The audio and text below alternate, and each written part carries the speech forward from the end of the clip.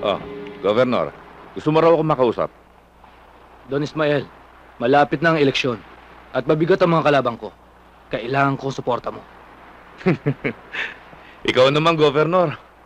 Kailan ba kita pinabayaan? Alam mo naman yung eleksyon, nabibili yan. Pera-pera lang yan. Boss, andyan si Santos.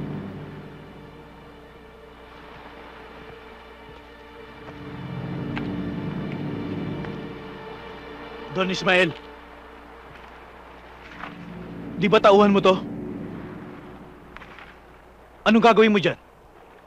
Ikikremate o itatapon sa dagat?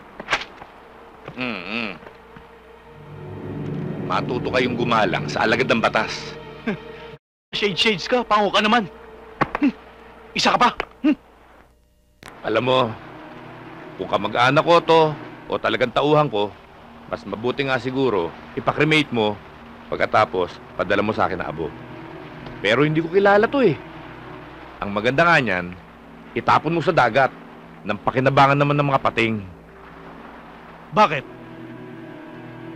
Dahil nakinabang ka na? Marami ng kabataan. Buhay na nasira dahil sa kalokohan mo. Di na ako papayag pa.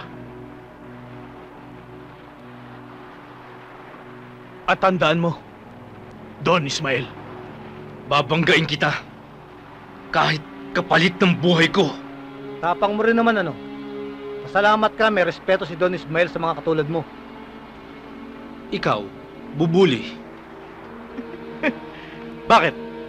Gusto mo subukan tapang ko? Ganon?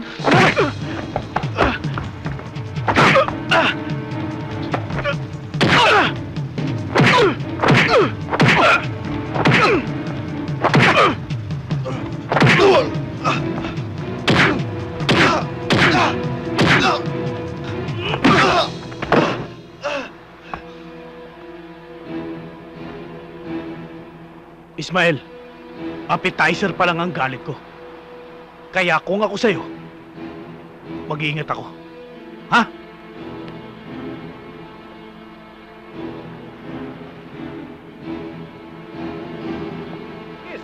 I'm sorry. Sige.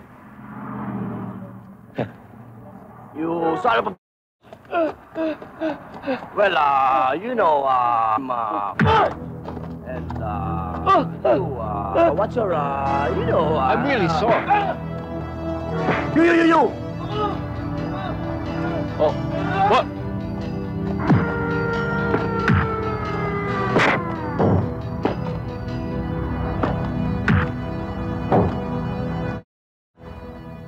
Sa likod ng mga kamay mo, pati mga bata ako, tinalo mo.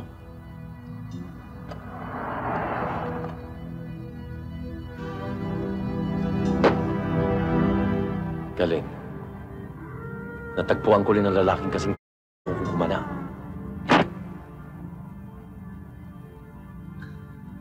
Natawa pa.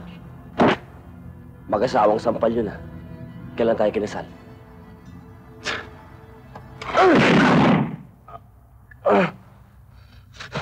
Anong tawag mo dyan? Eh, di break na tayo.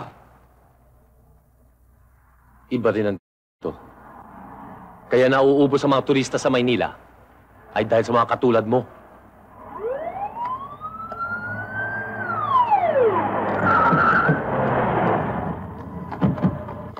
Hoy!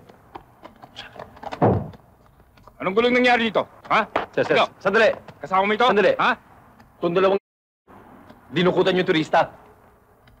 Ayun o, ayun ang puti. Hey! This is your wallet, right? Yes, that's my wallet. He's right, officer. That's my wallet. Dali nyo. Ikulong nyo. Kung walang pampiyansa, bulukin nyo sa bilibid. Pasensya ka na, nabitin yung honeymoon natin. Dumating yung mga gwardiya sibil eh. Sa presido. Ano pangalan mo? Carding. Hahanapin kita. Hihintayin kita. Baka sakaling matuloy na honeymoon natin. Tama na. Halika na. Mabuti pa siguro umuwi ka na sa bahay. Di ba magkasama tayo? Umuwi ka na. Susunod na lang ako. At saka, i-deliver ko pa itong mga bulaklak na natitira eh. Uwi ka kaagad. Oo.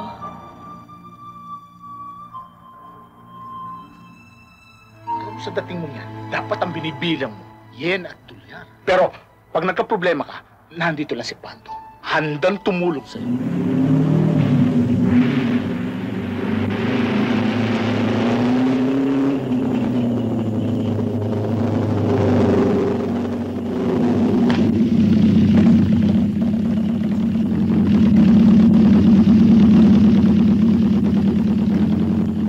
Cora, kinagabi ka ata. Sakay na, hatid na kita. Nakakaya naman yata sa'yo. Baka may makakita sa'yo dyan. Biruin mo, isa kang salvosa. Tapos, ako lang ang sakay mo. Grabe ka naman magsalita. Pare-pareho lang tayong tao eh. Siguro natatakot ka dahil sa nangyari dati. Si Papa naman ang may desisyon nun. Naawa nga ako sa mga nasaktan. Pero wala na akong magawa. Baka naman akala mo magkaugali kami ni Kuya Jack. Ako nga itong nahihiya sa'yo eh. Dahil hanggang ngayon, hindi pa ako nakakapagpasalamat sa ginawa mong pagtatanggol nun sa akin sa party. Tatanggapin ko lang ang pasasalamat mo kung tatanggapin mo ang imbitasyon kong kumain sa labas. Sige na nga. Sakay na. Ay!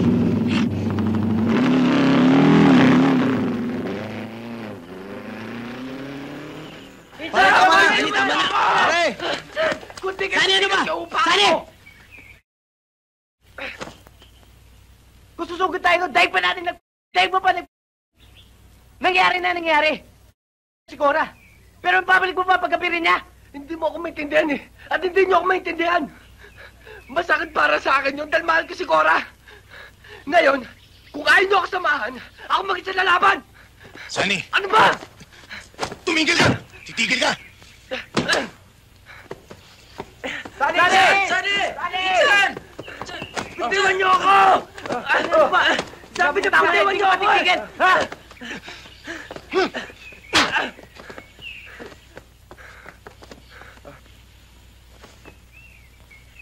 Sasayangin lang ninyong buhay ninyo kung kapusukan ang inyong pinaiiral. Utak ang dapat niyong ginagamit. Dapat lamang na maghintay kayo ng tamang pagkakataon. Tol, huwag mo isipin na hindi kami nasaktan. Nasaktan din kami. Dahil sa tunay na magkakaibigan, ang sakit ng isa ay sakit ng lahat.